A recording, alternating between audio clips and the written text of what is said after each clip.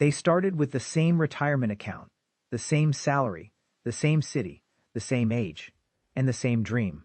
Marcus and Daniel were both 35 years old, both living in Columbus, Ohio, both earning $85,000 a year, and both already had $120,000 invested inside their retirement accounts.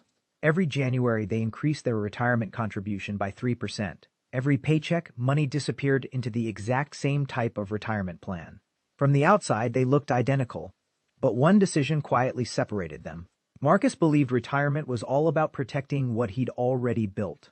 The closer he got to retirement, the safer he wanted to become. Daniel believed retirement wasn't about protecting money, it was about making sure money could keep working for another 20 or 30 years after he stopped working. Both of them were absolutely convinced they had found the smarter strategy. And here's the strange part, they're both wrong. Because the biggest mistake wasn't choosing one investment over another. The biggest mistake was believing retirement ends the day you stop working. It doesn't. Your money keeps working long after you retire, or it stops working. And the gap those two decisions create, it's much bigger than either of them ever imagined. By the end of this comparison, one retirement account will still be growing while the other quietly begins shrinking every single year. The difference isn't caused by earning more, it isn't caused by saving more, it isn't caused by getting lucky. It's caused by one number that almost nobody calculates before they retire. And once you see it, you'll never look at retirement planning the same way again. To make this comparison completely fair, Marcus and Daniel begin with identical conditions. They're both 35. Both earn $85,000. Both save 15% of their salary into a traditional 401k. Both receive a 4% employer match. Combined, that's roughly $16,150 invested during the first year. Their investments grow tax-deferred. Neither changes jobs. Neither receives a surprise inheritance. Neither starts a business. The only difference appears years later, when retirement finally arrives. Fast forward 30 years.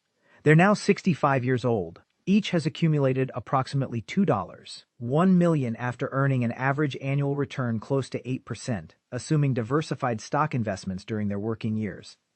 Up to this point, their stories are identical. This is where almost every retirement conversation ends. People celebrate the account balance. $2 million. Retirement secured. Mission accomplished. Except retirement hasn't actually started yet. This is where Marcus makes his decision. He says, "I've worked too hard to lose this money now."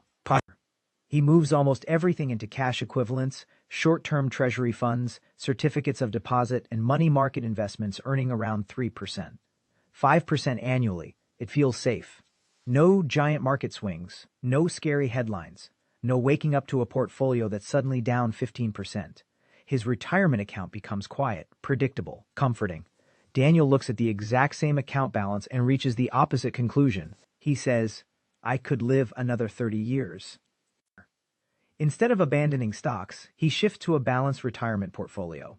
About 55% diversified stock index funds, around 35% high-quality bonds. The remaining 10% stays in cash for emergencies.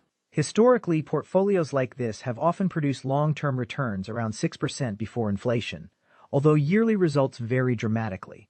Immediately, both men feel successful. Marcus feels protected. Daniel feels prepared. Feelings and math are two very different things. Both retirees need income. They each withdraw roughly 4% during their first retirement year. That's about $84,000 before taxes. Because these withdrawals come from tax-deferred retirement accounts, federal and state income taxes still apply. Depending on where someone lives and total taxable income, effective tax rates might range from roughly 12% to over 22%. Taxes don't disappear simply because you retired. Marcus sees his portfolio earn about 5%, or roughly $73,500. But he withdraws approximately $84,000. On paper, his account only lost around $10,500. Sounds great, until you subtract inflation. If inflation averages around 5%, according to the Federal Reserve's long-term inflation objective, the purchasing power of his remaining portfolio quietly slips another $50,000 or more in real terms. He doesn't notice it. Nobody sends him a bill labeled inflation. Daniel experiences something different. His balanced portfolio averages roughly 6%. That's around $126,000 before withdrawing the same $84,000. After his withdrawal, his account actually grows modestly despite funding his lifestyle. On paper, that's a gain. Sounds great. Until you subtract everything else. Investment management fees. Even low-cost funds might average 0.05% to 0.20%.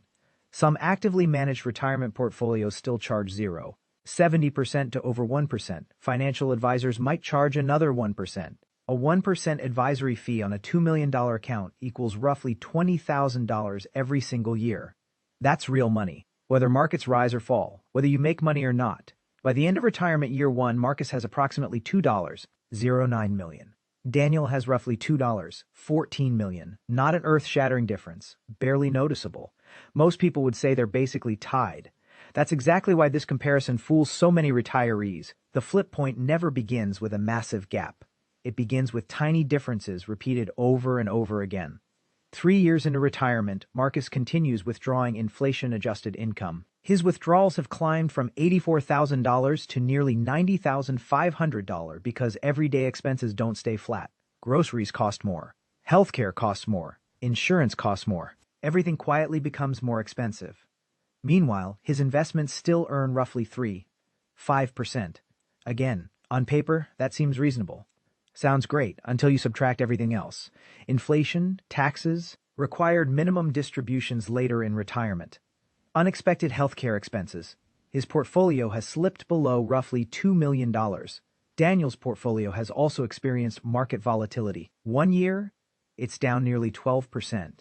Another year, it's up over 15%. Emotionally, it's much harder to watch. But because the average return remains higher than his withdrawal rate over time, his portfolio sits around $2.24 million after 3 years. The emotional winner isn't necessarily the mathematical winner. That's a lesson retirement rarely teaches until it's too late. 5 years into retirement, the contrast becomes impossible to ignore. Marcus has now withdrawn nearly $500,000 in total income. His remaining balance has fallen toward approximately $1.87 million.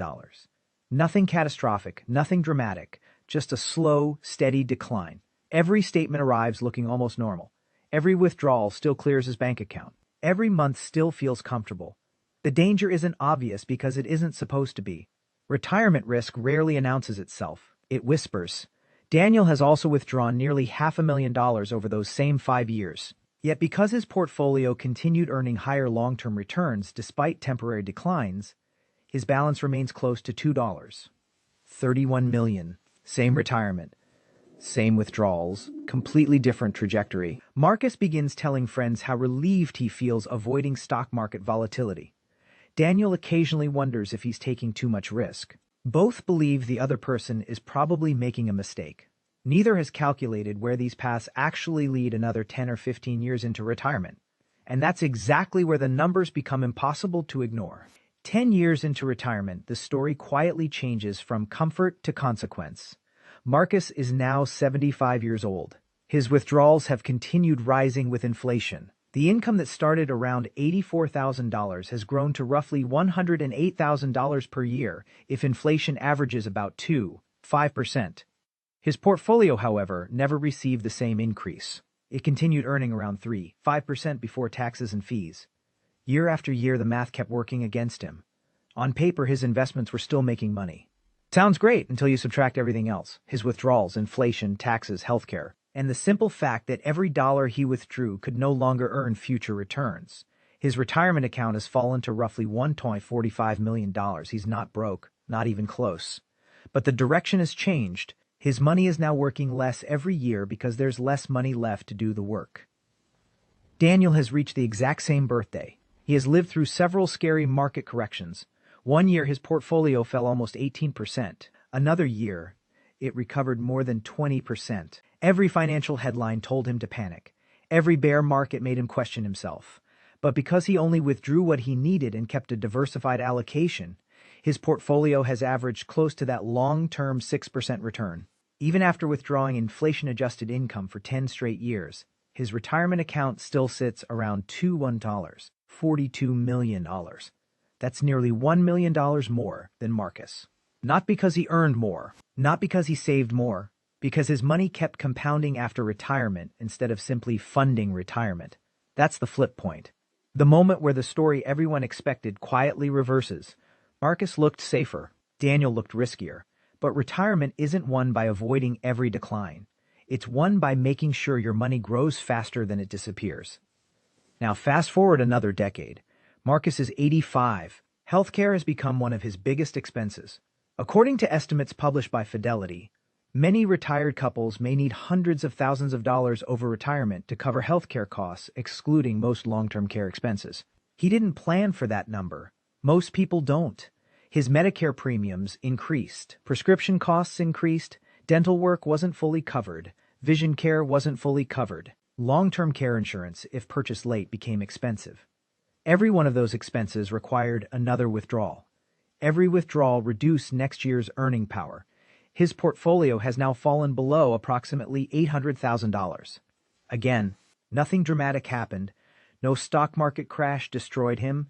No financial emergency wiped him out. Just 20 years of perfectly ordinary retirement. Daniel has experienced those same medical expenses, the same inflation, the same taxes, the same aging process. But because his portfolio continued growing enough to offset much of those withdrawals, his retirement balance remains around $15 million. He's withdrawn well over $2 million during retirement and still has more than he originally retired with. That's the power of continuing to invest for the future instead of believing the future ends at retirement. This is the part nobody talks about. Everyone brags about the retirement account balance. Nobody brags about the withdrawal rate. Everyone posts screenshots showing $2 million. Nobody posts how quickly that money is disappearing. The first hidden layer is inflation. 2.5% doesn't sound like much, but prices roughly double over about 30 years at that pace. If your portfolio grows slower than inflation plus withdrawals, you're quietly losing purchasing power every single year. The second hidden layer is taxes. Traditional 401ks and traditional IRAs aren't tax-free. Every withdrawal generally counts as taxable income. A retiree withdrawing $100,000 doesn't necessarily keep $100,000. Depending on deductions, filing status, and state taxes, thousands of dollars may go directly to taxes. The third hidden layer is investment fees. 0.5% sounds tiny. 1% sounds harmless. But 1% on a $2 million portfolio equals approximately $20,000 every year. Over 20 years, that's hundreds of thousands of dollars that never get the chance to compound. The fourth hidden layer is healthcare. Many retirees underestimate it because the bills don't arrive all at once. They arrive slowly, prescription by prescription, appointment by appointment, procedure by procedure.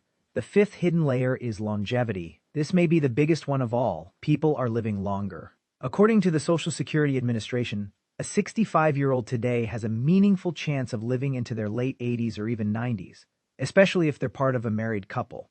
That means retirement isn't 10 years anymore. For many households, it's 25 or even 30 years. That's an entirely different math problem. And finally, opportunity cost. Every dollar sitting in investments earning less than your spending rate creates a gap. It doesn't feel dangerous. It doesn't make headlines. But over 20 or 30 years, opportunity cost becomes one of the largest expenses you'll ever pay. Now, if I only showed you the downsides of Marcus's conservative strategy, I'd be doing exactly what too many finance influencers do. There are real advantages to protecting more of your money. If someone retires just before a major market crash, reducing stock exposure can lower what's known as sequence of returns risk, the danger of suffering heavy losses early in retirement, while also making withdrawals. If someone has serious health concerns and expects a shorter retirement horizon, preserving principal may be more important than maximizing long-term growth. If a retiree already has guaranteed income from a pension that covers most living expenses, holding extra cash for flexibility can make perfect sense. And if someone simply cannot sleep at night during market volatility, a portfolio they can stick with is often better than a theoretically perfect portfolio they'll abandon during the next bear market. Likewise, Daniel's approach isn't perfect either. His account experienced larger swings. During severe bear markets, seeing a retirement account temporarily fall by hundreds of thousands of dollars is emotionally difficult. There's no guarantee future returns will exactly match historical averages. Stocks remain volatile. Even diversified portfolios can experience years of disappointing performance. That's why balance matters. Not blind optimism, not blind fear. Running the numbers for your own situation. Now imagine one small change. Suppose Marcus delayed Social Security until age 70 instead of claiming earlier, increasing his monthly benefit under Social Security rules. Or suppose Daniel increased his retirement savings by just $200 per month during his working years. Assuming similar long-term returns, that extra contribution could have added well over $150,000 to his retirement balance after 30 years. Small monthly decisions become enormous lifetime outcomes because compounding never works in a straight line. The data supporting this isn't hidden. The IRS publishes annual contribution limits for retirement accounts. The Federal Reserve continues targeting long-run inflation around 2%. The Social Security Administration publishes life expectancy and benefit information. None of those numbers are opinions. They're simply facts available to anyone willing to read them. So what's the practical strategy? Step 1. Build a retirement income plan before you retire, not after. Estimate annual spending, taxes, healthcare, and inflation instead of guessing. Step 2. Match your investments to the length of your retirement, not just your age. If retirement could last 30 years, at least part of your portfolio may still need long-term growth. Step 3. Review your withdrawal rate every year. Don't assume the same percentage works forever. Adjust when markets, inflation, or your spending changes. Marcus and Daniel both walked away thinking they made the smart play. Marcus believed protecting every dollar was the safest path. Daniel believed staying invested was automatically the best answer. The truth is, neither one actually ran the full numbers before making the decision. The real trap isn't being conservative. The real trap isn't staying invested. The real trap is making the decision based on hype, headlines, or someone else's opinion instead of running the numbers for your own situation. Because retirement doesn't end when you stop working. That's when the math begins. And if you're wondering what happens when you combine guaranteed income, dividend investing, and a flexible withdrawal strategy into one retirement plan, that's a completely different conversation. So before you make your next financial decision, ask yourself one simple question. Did you include everything? Because the answer that includes everything is the only answer that matters. If this video helped you see something you didn't know was there, subscribe to Wealth Blueprint and hit the notification bell. We break down the hidden math behind the financial decisions you face every day.